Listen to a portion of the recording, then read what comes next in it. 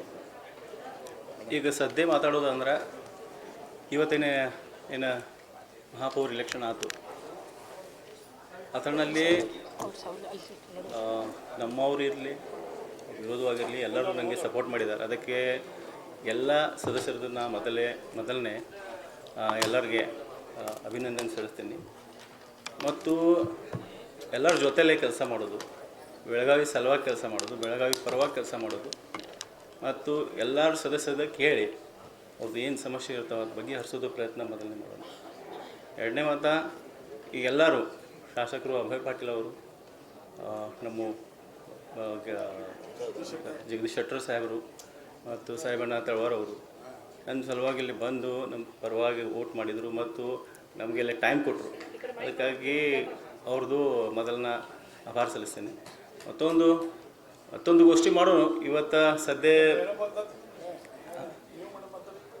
ಆಯಿತು, ಸ್ವಲ್ಪ ನಾ ಕಟ್ ಮಾಡ್ತೀನಿ. ಮೇಡಮ್ ಅವರು ಕೂಡ ಸ್ವಲ್ಪ ಮಾತಾಡಲಿ ಅವ್ರ ಜೊತೆ. ಏನು ಕಲಿಸ್ಬೇಕು ಬೆಳಗಾವಿ ಪರವಾಗಿ ಅಂತೇಳಿ ಪ್ರೆಸ್ ಮೀಟ್ ಮುಂದೆ ಮಾಡೋಣ. ಈಗ ಸದ್ಯ ಮೇಡಮ್ ಕೂಡ ಮಾತಾಡಲಿ ಸರ್. ಇಬ್ಬರು ಇದರಲ್ಲಿ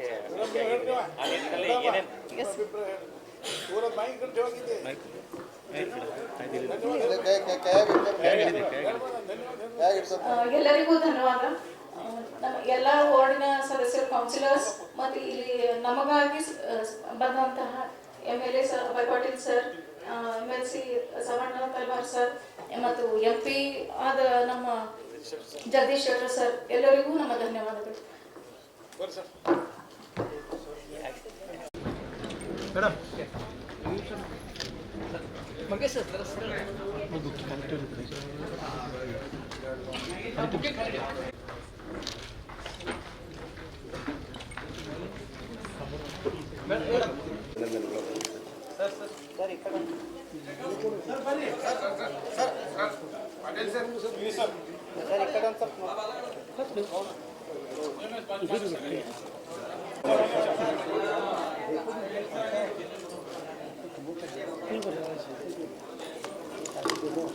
ನಗರ ಸಭೆಗೆ ಇವತ್ತೇನು ಮಹಾಪೌರ ಮತ್ತು ಉಪಮಹಾಪೌರ ಚುನಾವಣೆ ಇತ್ತು.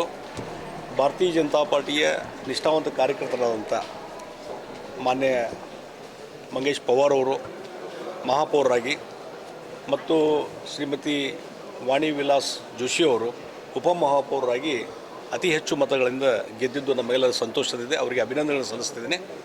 ಅವರ ನೇತೃತ್ವದಲ್ಲಿ ಅವರಿಗೊಂದು ಅನುಭವ ಇದೆ ಮತ್ತು ಎಲ್ಲರ ಒಂದು ಸಹಕಾರ ಇದೆ.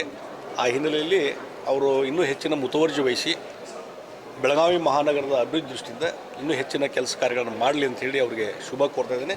ಮತ್ತು ನಾವೆಲ್ಲ ಜನಪ್ರತಿನಿಧಿಗಳು ಸಹಿತ ಸಹಕಾರ ಕೊಡಲಿಕ್ಕೆ ತಯಾರಿದ್ದೇವೆ. ಮತ್ತು ಎಲ್ಲ ಪಕ್ಷದವರಿಗೆ ನಾನು ಹೇಳುವಂಥದ್ದು, ಇವತ್ತು ಚುನಾವಣೆ ಅನ್ನುವಂಥ ಸ್ಪರ್ಧೆ ಅನ್ನುವಂಥ ಸಂದರ್ಭದಲ್ಲಿ ಅದನ್ನು ಬಿಟ್ಟು ಉಳಿದ ಸಂದರ್ಭದಲ್ಲಿ ಎಲ್ಲರೂ ನೀವು ಮಹಾನಗರ ಸಭೆ ಎಲ್ಲ ಸದಸ್ಯರು ಕೂಡಿಕೊಂಡು ಬೆಳಗಾವಿ ಅಭಿವೃದ್ಧಿನ ಯಾವ ರೀತಿ ಮಾಡಬೇಕು, ಕೇಂದ್ರ ಮತ್ತು ರಾಜ್ಯ ಸರ್ಕಾರದ ಯೋಜನೆಗಳನ್ನು ಯಾವ ರೀತಿ ಬಂದಂಥವನ್ನ ಸದುಪಯೋಗ ಮಾಡಬೇಕು, ಅನುಷ್ಠಾನ ಮಾಡಬೇಕು ಅನ್ನೋ ಬಗ್ಗೆ ಆಲೋಚನೆ ಮಾಡಬೇಕು. ಮತ್ತು ಇನ್ನೂ ಹೆಚ್ಚಿನ ಅಭಿವೃದ್ಧಿಗೆ ಎಲ್ಲರೂ ಒತ್ತು ಕೊಟ್ಟು ಕೆಲಸ ಮಾಡೋಣ. ನಮ್ಮೆಲ್ಲರ ಸಹಕಾರ ಇದೆ ಅನ್ನುವಂಥದ್ದನ್ನು ಹೇಳ್ತೇನೆ.